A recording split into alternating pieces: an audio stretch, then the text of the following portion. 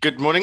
Long time since I've done a tech talk on a Thursday morning, so it's good to be back. This morning's presentation is by the subject. You can see that it is something that I'm sure most of you in the audience are saying, "Ah, man, yes, we've been CPD again. We know about CPD. Stop beating that drum. Stop trying to convince us in this."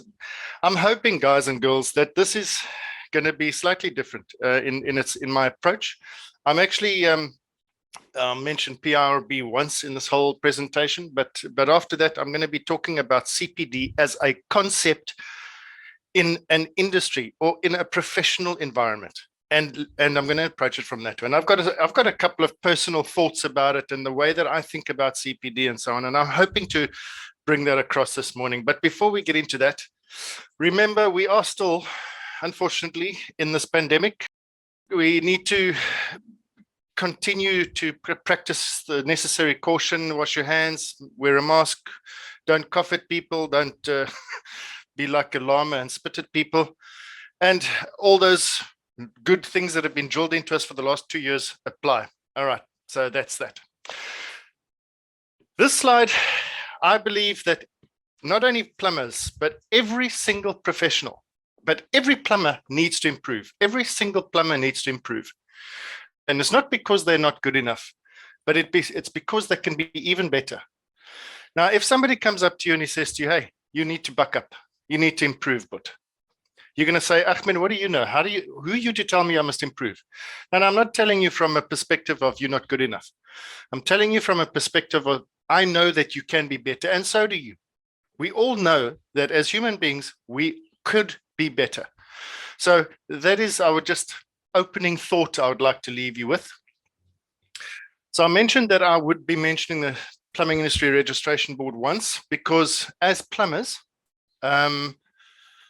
when we talk CPD, there is only one CPD program that we as plumbers are concerned with, and that is the one that exists within the PIRB. So yes, this pertains to the PIRB CPD system.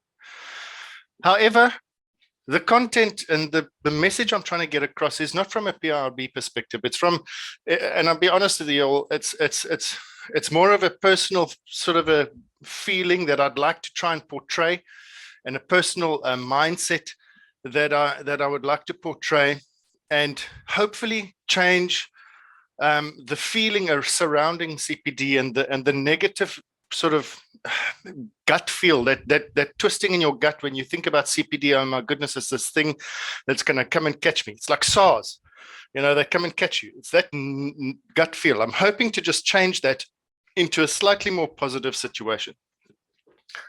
CPD is deemed necessary in all professions. Don't fool yourself. Don't kid yourself. Don't look at plumbing and say, they're targeting us. And why us? And bricklayers don't need it, and electricians don't need it. And I'm talking about professions across the workspace, everywhere. It is a deemed necessity in all professions. You can talk about a handful of professions: engineering, teaching, architecture, whatever. But for every one of those, there's 6 dozen others that require a continuous professional development program within that structure. And any profession you speak to, and any professional within that sphere that you speak to, pretty sure if they've thought about it, they will say to you, it is absolutely necessary. CPD is an absolute necessity. You have to have it to uplift and uphold that industry. And this is just a very high level conversation, but hopefully we're just going to get into a couple of those things. And one thing CPD is not, it is not for profit. Yes, through the processes of having to put together a CPD program, by its very nature, there needs to be activities to be done. If you are, I'm breaking my own rule now because I'm going to mention it for the second time. If you are aware or familiar with the PIRB CPD Pro menu, you will know that there are a few activities that are paid activities, like paid webinar series, like etc. But I'm telling you, most of them are not paid things. They are things that you do every day. So the point I'm trying to make is it's the idea and the objective behind it is not profit based. It is not a profit seeking endeavor, and it is most certainly not a punishment for those who've been, naughty boy, go to the headmaster. It is not a punishment, guys. It is a necessary thing that industries have to take on board and deal with. We, as professionals, as ongoing people, we got to deal with this thing, take it on board, and run with it. As I said before, it is a recognized thing that is vital to the growth of any industry. Any industry will tell you. Go and ask teachers, ask engineers, architects, landscapers. They all have CPD. I'm talking about the professional landscapers. I actually have a friend who is one, and their CPD program is hectic, let me tell you. Ask yourself whether or not your job is professional or not professional. What do you think your job is?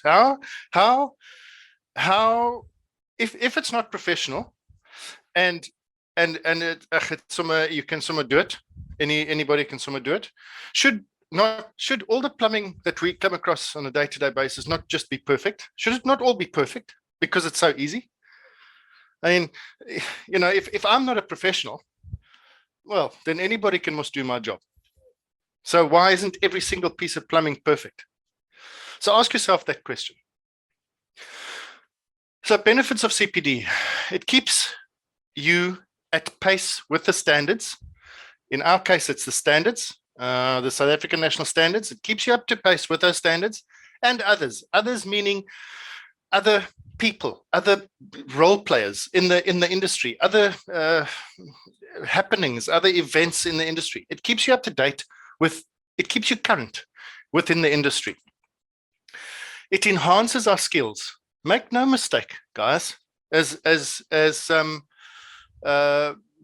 difficult it might be for me to admit that if I attend a webinar and on a subject that I already know, I think I know about it, I have to admit that when I've left that webinar, I've enhanced something. I've enhanced a skill set somehow, somewhere.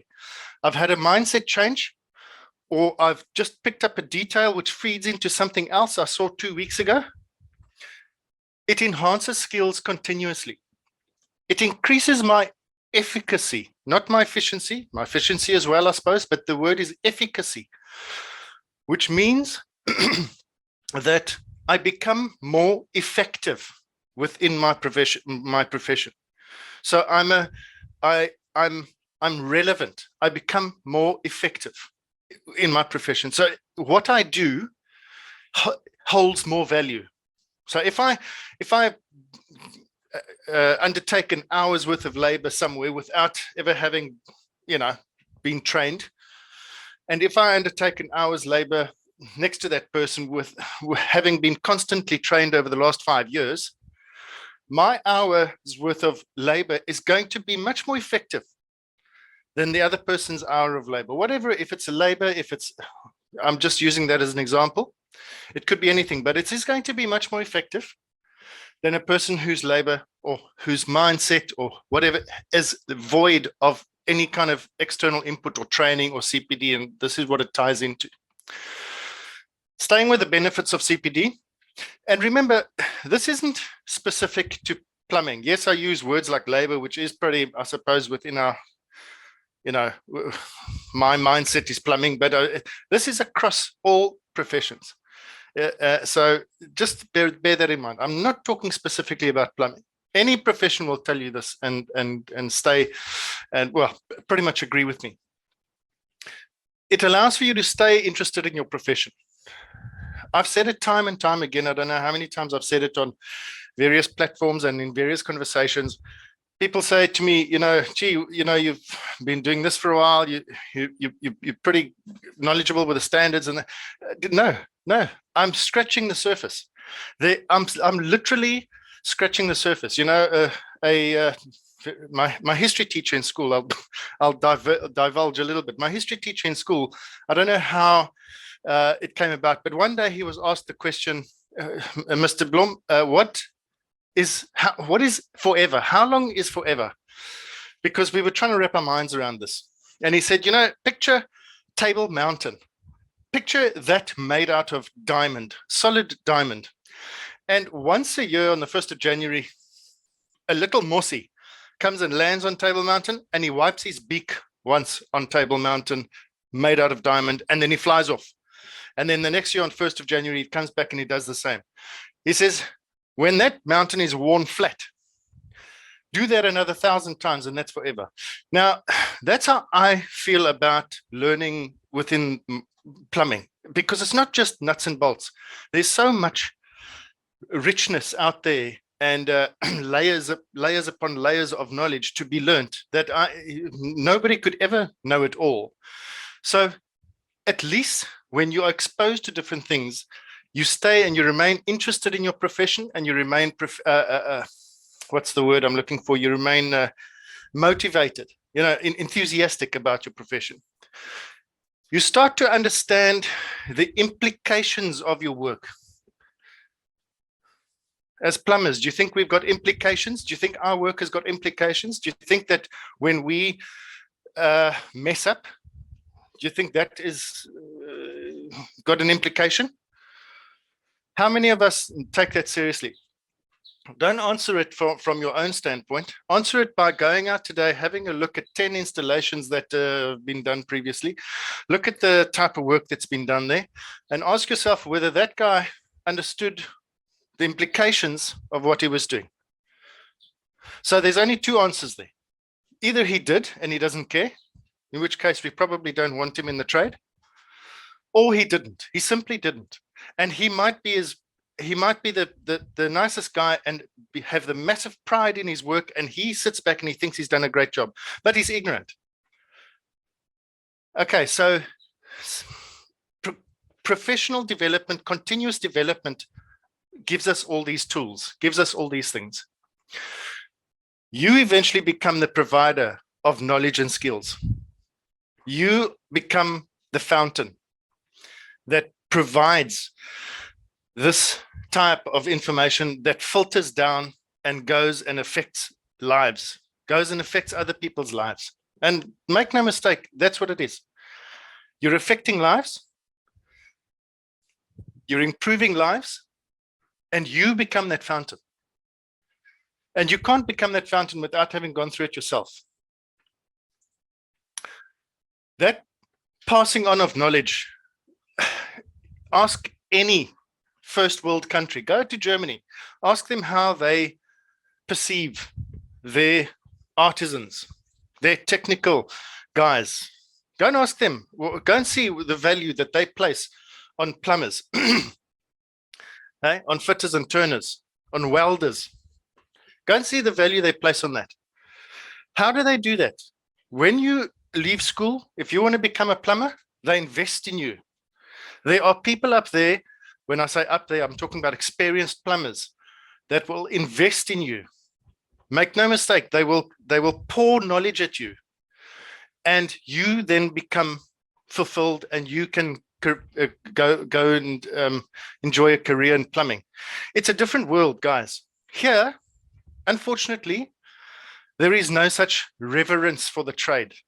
So we have to, as an industry, make our own way and make our own reverence and be proud of ourselves and show the other people out there who looks at us and says, "Oh, you're just a plumber." We got to show them different. So it's vital for industry growth. You have to become that source of knowledge, and it's got to be sound knowledge. It cannot be passed on knowledge from your Uncle Tim.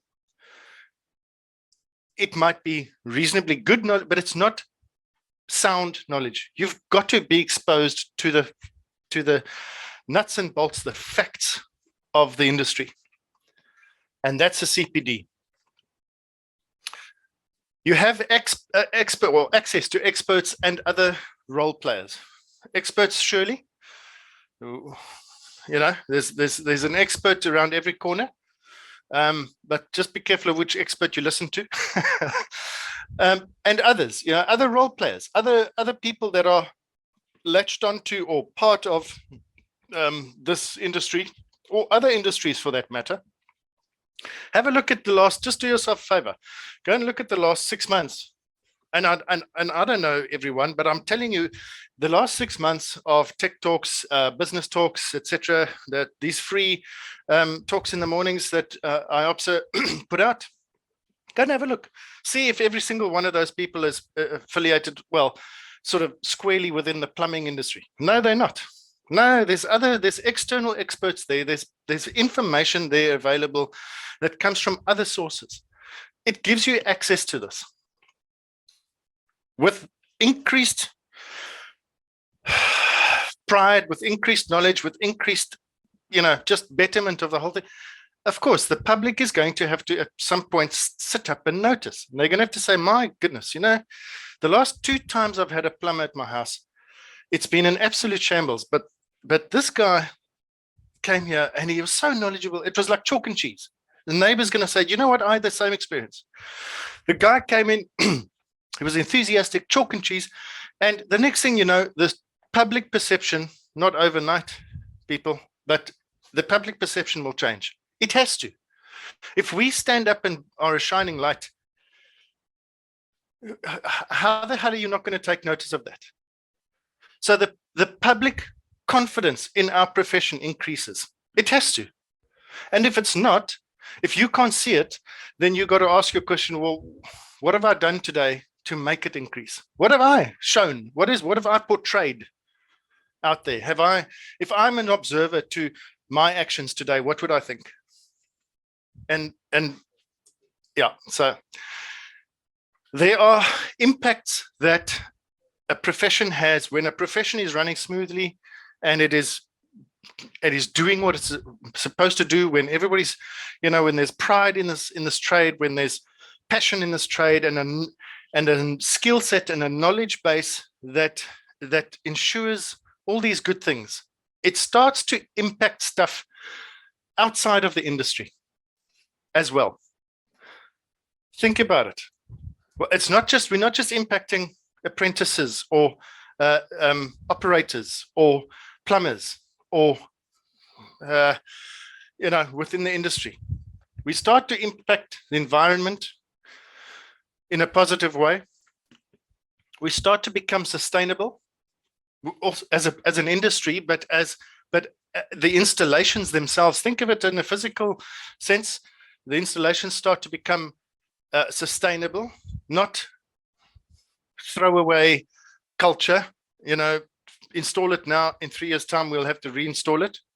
It's sustainable. The standards say anything that we install, system that we install, it is expected to last at least the lifespan of the building. Think about drainage installations. Will it last the lifespan of the building? Go look at a 60-year-old building now. That drainage installation is still there. Go look at a 5-year-old building. It's disintegrating. Okay, so sustainability.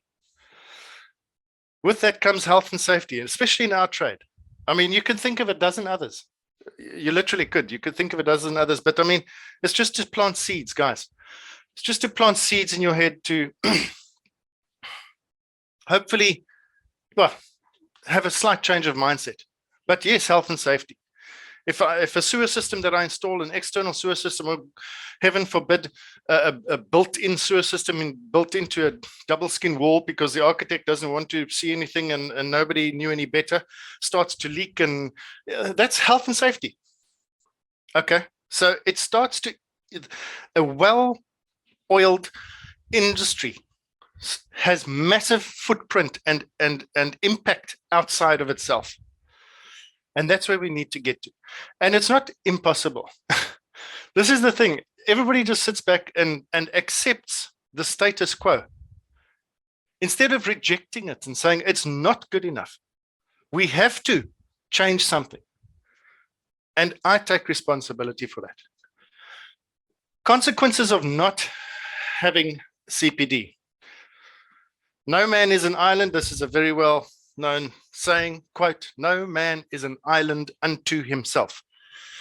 No man is an island unto himself. You can leave a man as an island. I'm telling you, he will fizzle up, become totally irrelevant, become forgotten, and eventually just drift out of memory. There is no such thing as man as an island unto himself. There's no such thing. So without this network, without this constantly and repeatingly or repetitive reaching out and touching others and touching each other within our industry, without that network, you get individual regression. You will regress as an individual. You will regress as a professional. And bubbles, little ecosystems start to develop, little bubbles.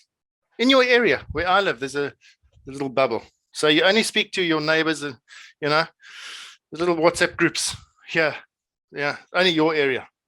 Or there's another WhatsApp group only of people of a certain persuasion, those who think that Constantina basin wastes are lekker.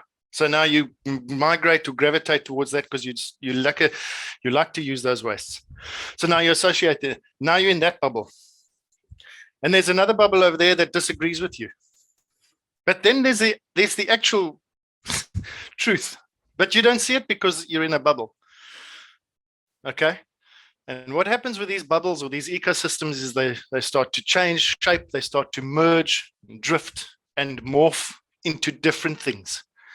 And it just takes one little swing of the tide, and all of a sudden you've got a bunch of or an ecosystem that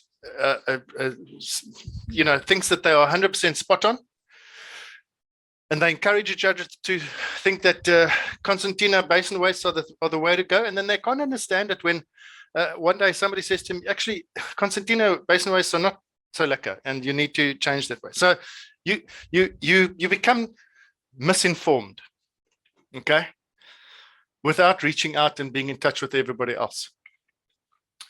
You become incompetent. Let's face it, you do. Because, as I say, with that changing and that morphing shape, the changing shape of those little ecosystems, pretty much they mold themselves into what they want them to be. And so you become misinformed, and that leads to incompetence, and it leads to ignorance, which leads in turn to bad installations. In our case, imagine a medical profession without CPD. And then go and ask yourself, well, why are we less important than that? So the profession starts to lose respect. And that is exactly the opposite effect that we wanted to garner 5 minutes ago when we said the profession starts to gain public confidence. Well, without CPD as a tool, as a necessary thing in a industry, that industry loses respect, because they are seen to not care about their own protection, about their own rules, regulations, about their own sustainability, about their own practices, about their own impacts on me, Mrs. Jones. Me as Mrs. Jones, I'm looking in and I'm saying, these oaks don't give a damn about me. Why must I respect you? But if I can see that there is a concerted effort within the industry to give a damn and to uplift, etc., you look in at it as third party and you say, gee, they're doing pretty well. They're trying. And that, ladies and gentlemen, is my spiel. 22 minutes or something like that. Maybe ran a little bit over. But if, I don't know, Karim, not a subject matter that there are many questions to be asked, because it's all emotive, But yeah, happy to answer anything or have a discussion. Thank you very much, Richard, for this informative session. We do have one comment and one question this morning. So comment is CPD was 25, reduced to 20.